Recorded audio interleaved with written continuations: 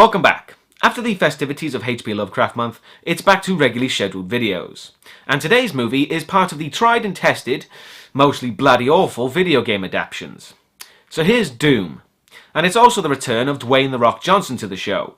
Here's hoping he does a little bit better than the Scorpion King of CGI.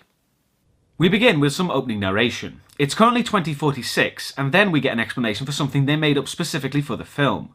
A device called the Ark, which was discovered in the Nevada desert, and it allows instantaneous travel between Earth and Mars. But no one knows why or how it got there, even after 20 years of researching it. But that lack of information doesn't stop people using it like a cheap airplane ticket. The film begins proper right off the bat in a Mars laboratory, and things aren't going very well, as people are running, screaming, and being killed off left and right. And there's also a Dr. Carmack, named after John Carmack, co-founder of id Software, so nice touch there. Carmack's running from some unknown horror, and to emphasise he's actually a big dick, he locks a woman out of the room as she gets her arm severed by the door. Why do automatic doors in horror movies have a tendency to sever limbs? 'Cause if guillotine doors existed, I'd never use the bloody things. And just before something smashes open the door, Carmack sends a transmission initiating a quarantine of the facility. Which leads us into this. Is it a Borg cube? A badly designed skyscraper? No, it's the Doom logo. We then move to the RRTS headquarters, which they helpfully let us know is in 29 Palms, California. You know, just in case you want to send a fan letter or something. The Marine Sergeant, cleverly named Sarge, is currently getting his orders to search and destroy Mars if necessary. And while that's going on, the rest of the troops are preparing to leave, as they relax in their quarters, with one guy playing an old Galaxian computer game the wrong way round, and two others playing baseball with fruit. Oh, yeah. This is all instilling such confidence in their abilities. And there's also a really creepy, disgusting member of the team, who just has to tell us what he's going to get up to on leave. I'm going down to El Honto. I'm gonna lock myself in a motel room with a bottle of tequila and 3 she-boys. You sick, man. Is this stuff supposed to make us care about these people? Because nothing so far says I want them in the movie, let alone survive. And I think you can tell which one I wouldn't care if he died first. Sarge comes in giving them the bad news that leave's cancelled. And after welcoming the newest member of the team, simply named The Kid, they fall in for briefing. One member of the team, John Grimm, played by the Judge Dredd, Carl Urban, seems to be the only Marine here who's actually worth rooting for. And of course, Sarge tells him to sit this mission out. But that's because Grimm's got history with the same Mars base. The team get on their transport helicopter, and as they get their personal weapons, the weapons helpfully give us their code names. Handle ID, Destroyer. Daddy's home. Handle ID, Mac. Handle ID, Portman. Mac and Portman, those codenames are fair enough. But Destroyer? What childish motherfucker joined the Marines and said, oh, I want to be Destroyer? Also, it's not really the best name for a rescue mission. Quick, follow me, I'm here to rescue you. What's your name? The Destroyer. Not really the best way to calm people down. There's also Duke, named because he looks exactly like John Wayne, and Goat because he's uber religious. But before they take off, Grimm gets on the transport too, which is lucky because I was starting to think I wasn't going to give a shit about this movie. And his codename is Reaper. Get it? Grim Reaper? Again, some might say that's a fucking inappropriate name for a rescue mission. The Marines get briefed by Sarge telling them about the transmission from Dr. Carmack, with the Kid wanting to know what they're up against. What threat? Goes like this, see? If it's trying to kill you, it's a threat. Oh, that's cleared it up perfectly, thank you.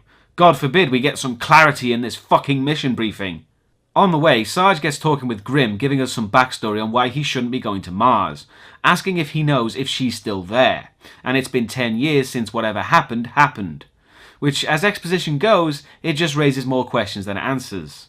The helicopter touches down in the desert as that's where the Ark is located, deep underground, and they take an elevator to get to the base. So was the elevator made by whoever put the Ark there? I ask because they never really specify if it was the facility that was found, or just the Ark and a base was made around it, because the base itself doesn't look particularly alien in nature. The team gets taken to the Ark, which is just a bunch of lights on the floor, but then they turn it on and a weird liquid ball appears, which Grimm gets sucked into, then the rest of the team appear on Mars. Why is that thing called the Ark? I assume it was named by humans, so who looks at a big ball of liquid and instantly thinks, oh yeah, that's the exact same thing as a boat? I mean, yes, it does transport people from A to B, but there are plenty of things that do that. Why Ark? One person who has a lot to say about the Ark's transportation ability is the legless Pinky, who they meet next, who's legless because... He means he went to one galaxy, his ass went to another. Call it a scientific miscalculation. That was actually quite darkly funny. I like it. Pinky activates the team cameras, which they test by pointing their guns at each other. That's fucking smart right there. Mac is left in the main room and the rest of the team make their way through the facility. Everyone left alive is in the atrium, which Portman, because he's the classy one, can't resist saying he needs to strip search some women. And then Samantha appears to address the team. Grimm knows her, not wanting her to come with them, but Sarge insists as they need her to retrieve any important information. But before any kind of love interest stuff can be made, it's revealed she's actually Grimm's sister, which is a lot less cliched than some form of love interest, so well done movie. But before they enter the lab, Samantha lets the team hear what was recorded from a phone left off the hook, which is just a load of screaming, so the team's prepared for a fight at least. Or freak the hell out, cause seriously, that's not what you want to hear when starting a mission. I'm sure the crew of the Lewis and Clark can testify to that. The team start making their way through the annoyingly dark lab, clearing as they go. And to break up this powerful tension, we have another joke. You don't look like a Mac. Katsuhiko Kumanosuke Takahashi. So, Mac. Seems kinda insulting to the guy to just call him Mac. And hey, they really missed a trick by not having a cheese on the team. Ah, nice reference to the id Software logo there. Portman and Goat look around the genetics lab, getting freaked out by the experiments and the animals in cages. And the Grimms have gotten into her lab with her starting to download the research. At the same time, Portman and Goat find a room with a large pit in the centre, which Portman, to his misfortune, finds it electrified, confirming Goat's assumption that it's a holding cell for something. All the stuff going on at the moment is just atmosphere building. We're with the team, finding weird experiments and bloody clothes and stuff. The film's raising the tension for when they actually get to the shoot-'em-up horror stuff that's about to happen. And really, I can appreciate that. It's good to know that the film's actually trying, rather than just getting straight to the action, desperate to have the movie over with. Back with Sarge and Duke, they find the weapons room, with Sarge finding a computer displaying the BFG. He fills us in on some of Grimm's history, that his parents were the first on Mars and they died in some sort of accident. However, for some reason, Sarge then tries to get access to the BFG, but is stopped by a DNA scanner, which is actually a handprint scanner. Somebody needs to research what DNA is. But why is Sarge suddenly desperate to get his hands on the BFG? Forgetting the fact that it's a prototype and not ready yet, it makes Sarge look like some kind of meathead, because he sees the BFG and is instantly like, big gun better than small gun, me want big gun now. It's really stupid, because that's not the way a seasoned Marine, which Sarge is supposed to be, would act. So Reaper? As in Grimm? A Marine, Sam, not poets. Huh. Well, at least the film's aware of the stupid code names. Grimm looks around the lab, finding a large humanoid skeleton, and Samantha shows Grimm the skeleton's genetic profile. She's got 24 pairs of chromosomes. Humans only have 23. But what does the extra pair do? Makes her superhuman. The extra pair makes her super strong, super fit, super intelligent. Her cells divide 50 times faster, meaning she heals almost instantly.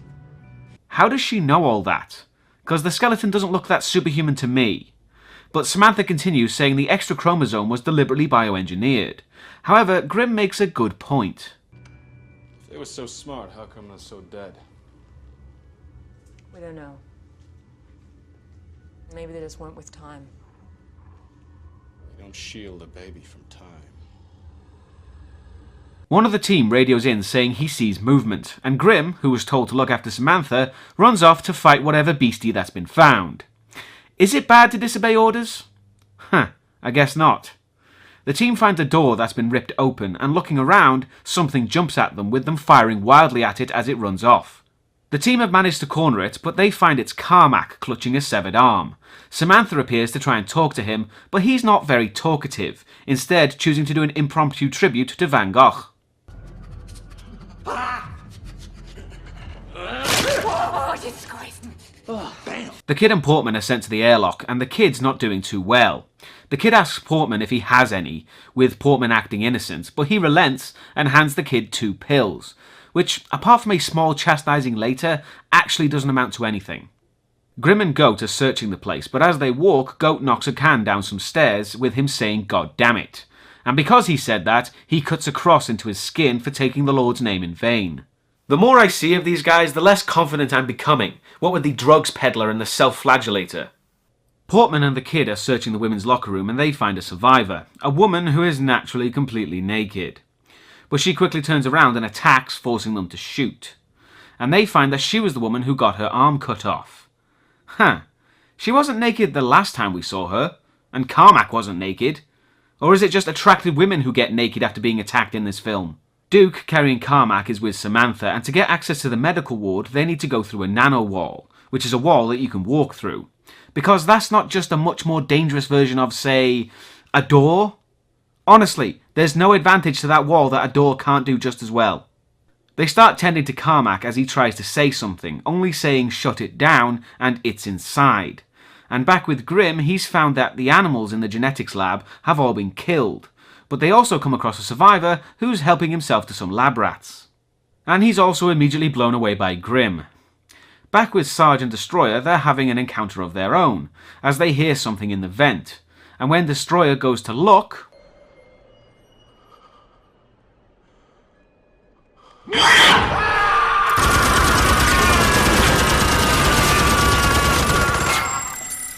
Yes, let's give the Gatling gun to the guy who gets startled by animals. Samantha's still working on Carmack as they take a fucking huge blood sample from him. And they find there's something strange in his blood. He also looks to be changing into something. Back with Grim, he finds his own monster which jumps about the room and runs as he takes chase. And they find it's gone into the sewer. Why do films based on video games have more sewer levels than the games they're based on? I would have thought it'd be the other way round. Well, yay games, I guess. Back in the medical bay, Carmack is even more monstrous now, and Samantha is checking his blood, telling the other doctor to leave and be with her daughter. She continues analysing Carmack's blood, with it not getting a match, and then she finds that Carmack is now missing. If only there was a Marine there to keep an eye on. Oh yeah. While searching the sewer, they find a bloody lab coat of one of the scientists, and as they continue to search the sewers, it's clear something's stalking them. And it's also clear this film desperately wants to be Aliens, but it doesn't have the character or the story to pull it off. Let's be honest, it's always foolish to try to be Aliens. The kid starts talking loudly with Grim, which tips him off to him being on those drugs Portman gave him, which again is the last we hear of that. Goat is on his own in the sewer, and it's clear something's watching him. He sees eyes in the dark, and then many eyes, as it attacks, biting Goat on the neck, leaving its tongue behind, pumping something into his body. Grim then finds the creature, managing to kill it with a few shots. Carrying Goat, the team run through the main atrium, telling people to evacuate through the Ark, but mostly scaring the shit out of everyone. I get the feeling that could have been done with a bit more tact. They didn't drag Carmack through the atrium to get to medical. Running and shouting carrying a dying Marine is not really going to keep people calm. The team get to medical with Goat close to death. Sarge asks where the hell Carmack is, with Samantha telling him that he disappeared. But that's when they start losing Goat. They tried defibrillating him, but he's pretty much dead. Sarge gets pretty angry at Samantha, wanting to know what the hell they're doing with weird monsters, as he shows Samantha the creature's body. And Portman starts his own shouting, clearly losing it. But Sarge tells them what they need to do. He gets Mac to arm Pinky and to let nothing through the Ark after the evacuations. And Grim tells Sarge they need to check the archaeological dig. While that's going on, Samantha is autopsying the creature, dropping her torch in its mouth, getting Duke to hold its mouth open while she shoves her hand down its throat to retrieve it. Duke starts asking questions about her and Grim. So what was he like before? Who, John? Yeah. Empathetic, sensitive. It's kind of hard for me to imagine Reaper is sensitive. Well, I knew Reaper before all the drop-down gimme 50 woo-ha stuff. Yeah? Well, it's hoo-ah. Whoa. Yeah. Not to correct the big badass Marine, but hoo-ah is an army saying. The Marines say oorah. You think the filmmakers would have done the research on that, really? Sarge tells them they're going back in to kill the rest of the monsters, with Portman wanting to call in reinforcements. But Sarge tells him nothing leaves or comes to the Ark until they're done, ordering him to pick up his weapon. So we now know who's the weak link here. Samantha is continuing the autopsy with the power going off and on mysteriously. She goes through the nanowall looking for Duke, who went to get her a bone saw, and he appears scaring Samantha. But as they walk back to the lab, a dog starts snarling at both of them. Duke tells Samantha to get back in the lab, but as she gets through the nanowall, one of the creatures appears behind Duke, slashing him. He starts shooting, but his gun jams and is forced to run for the wall.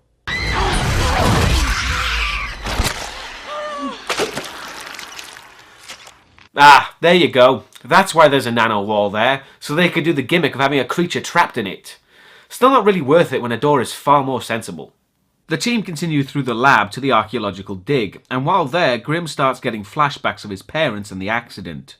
They find two of the scientists who look to have died trying to keep something out.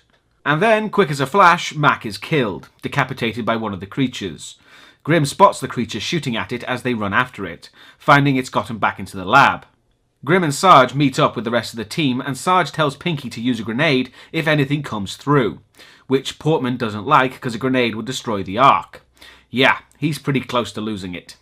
And Sarge isn't messing around now, as he gets the woman's arm to get the BFG. And while he does that, Samantha's still autopsying the creature, taking out its organs.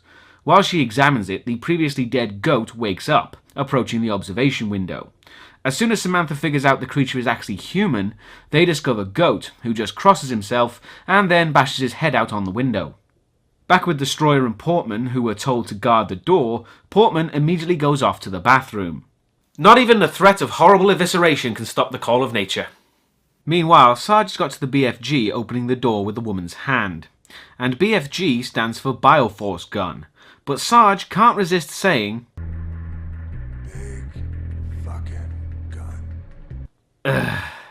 Portman gets in the bathroom putting his gun on the floor cause he's an idiot, and Pinky tells him his gun camera's only showing a wall.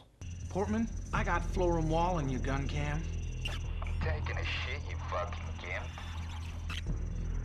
gimp. Fuck you, Portman, you piece of shit. Pissing off the guy who's watching your back. That's gonna go well. Destroyer hears something and goes to investigate, getting into the holding cell room. He gets grabbed by a creature and thrown in the hole.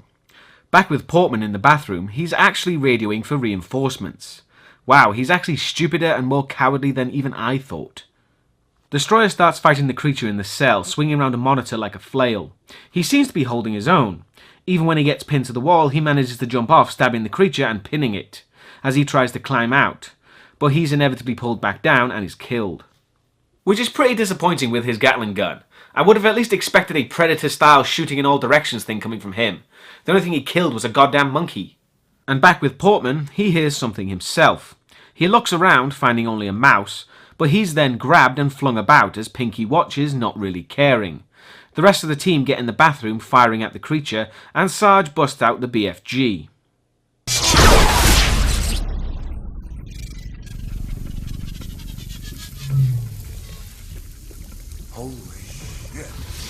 Really? They're lucky the gun only did that to the roof, because it's not like Sarge knew what the BFG was capable of. Firing it in that confined space could have blown them all the hell up. Back in medical, Samantha has set up a drip for the creature trapped in the wall, just as the team come back with the dead. Sarge is pretty manic with all the deaths of his men, and he wants to know if Carmack has appeared, which is when Samantha tells him the creature trapped in the wall is Carmack, showing him the missing ear.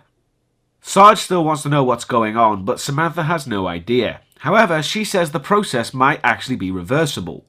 That is until Sarge shoots the Carmack creature in the mouth. Sarge continues to press Samantha for information, with Grimm asking what was the research she was downloading. They watch the research data, a video of Carmack injecting chromosome 24 into a convict. Samantha didn't know it was going on though. They continue to watch as the convict turns into one of those creatures, and Grimm wants to destroy the files, but Sarge tells him that the research is going back with them, cause he has his orders. So in what part of his orders does it say he can break into the lab's weapons vault and steal an incredibly dangerous, untested, big fucking gun? Kind of pick and choose with his orders, isn't he? Sarge talks with Pinky and he tells him that something's cutting through the door and getting to the Ark. They find that Pinky went through, and so did whatever was at the door. I'm not really sure how the creature managed to slice through an incredibly thick metal door, when they've really not shown any kind of ability like that, unless it just happened to find an acetylene torch lying around. They need to chase the thing back to Earth, so Sarge tells them to get all the ammo they can carry, and Grim tries to contact Samantha, but she's not answering, as he runs off to find her. Grim gets to Samantha, and the only reason she wasn't answering was because she figured things out, telling Grim that the monsters are choosing to infect people based on whether they are genetically evil, and those that aren't won't get infected, which is kind of a shame considering that Sarge is going to Earth to kill everyone to stop the infection. And back at the Ark, Sarge is implementing an if it breathes, kill it policy. Sarge, Duke and the kid get back to Earth and proceed to shoot all the dead bodies that are around, and there is a surprising amount of them considering the creature's only been on Earth for 5 minutes. And the group do indeed find infected people, which they shoot pretty quickly, which I'm glad for, because the less zombies for me the better. The Grims return to Earth trying to contact Sarge to stop him from shooting everyone. He hears, but Sarge has kind of lost it and just shoots regardless, which is quite the change in personality for him considering he was such a straight-laced soldier at the start. Duke's left to do cleanup, but he finds Pinky alive amongst the bodies, and the kid finds some more survivors holed up in a supply room, and the kid can't bring himself to shoot them. Samantha is trying to tell Sarge again that he doesn't need to kill everyone, and that's when Pinky comes back with Duke. Yet Sarge wants to implement his policy. But before he can, the kid returns telling him about the survivors, with Sarge ordering him to kill them. But the kid refuses. Go to hell. Holy shit!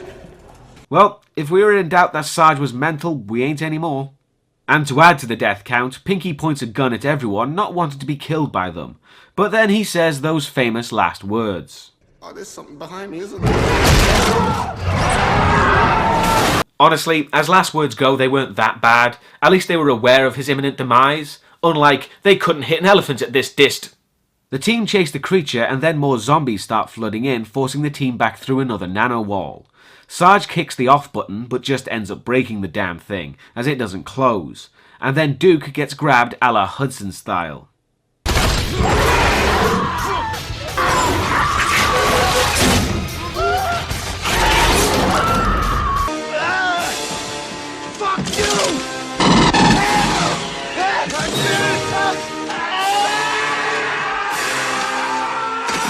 Is the film Aliens yet? They really hope you say it is.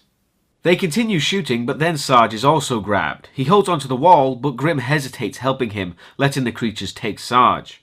Grim shoots through the wall some more, but it then works, becoming a solid wall again, as one of Grim's bullets hit it, ricocheting, hitting him. They get to a storage room barricading the door, but it won't last long, and Grim is bleeding profusely and won't last long either. So Samantha takes it upon herself to inject Grim with the 24th chromosome, and he gives her a gun to kill him if he starts becoming one of those monsters. Grim then promptly passes out. And now comes the most infamous part of the movie, the first-person shooter section. The film's not had much to do with Doom so far. The characters have been different, the plot's been different, and the overall tone has been different. So maybe they've decided to double down and at least try and have the film look like the game. Grim wakes up alone, and looking in a mirror, so we know it's first person, he sees he's healed. And then the on-rail shooter begins as zombies and creatures pop out at him in the worst kind of haunted house way. And apparently the 24th chromosome allows Grim to be able to walk completely smoothly, as if his feet have become wheels. I'm going to move on from the first-person stuff because it goes on for quite a while and it does get rather tedious. As a gimmick, I guess it works, but the only problem is that monsters appear and swipe at Grim, or the camera, but it just makes it more obvious that it is a camera. The film becomes more fake, not less. Oh, there's also Pinky, and he's become the half-mechanical dog creature from the game. Grim picks up a chainsaw to fight it, slicing off its wheels, then shooting it in the face. And now, thank God, we're back to our regularly scheduled programming. Grim finds damage caused by the BFG. He then locates Samantha, hurt but alive. It's then Sarge returns, and it's clear he's been infected. Sarge wants to leave, but Grim won't be allowing that. After Sarge tells him he's taking care of the other survivors, they compare what ammo they've got left, with Sarge saying he's only got one BFG round left, which he shoots and frankly immediately wastes. Grim runs into the Ark room as Sarge runs around in the shadows. He tries to hit Grim with some equipment, but he disappears, and gets behind Sarge, firing at him but missing. There's more cat and mouse again until Sarge breaks through some glass and confronts Grim directly. They throw down their weapons and start fist fighting, again because this is exactly like how the game Doom goes, isn't it? But at least I get to imagine a Judge Dredd versus the Scorpion King comic book series. Grim starts choking Sarge, but he breaks free using the metal bar like a boxing glove.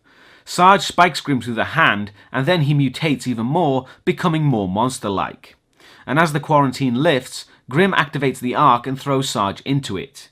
He tries to hold on, but Grim pulls the metal from his hand, sending Sarge through. And then, just to be on the safe side, he throws a grenade in after him, destroying him and the arc. And the film ends with Grim and Samantha taking the elevator up to the surface. So that was Doom. It's clunky, it's garbage, but at the very least, it's entertaining garbage.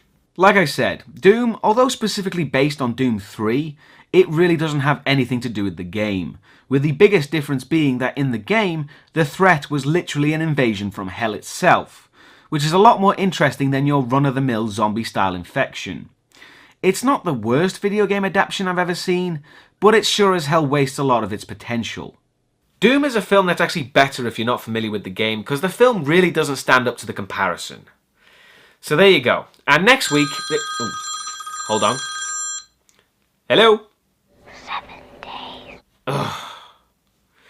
I'll see you next time.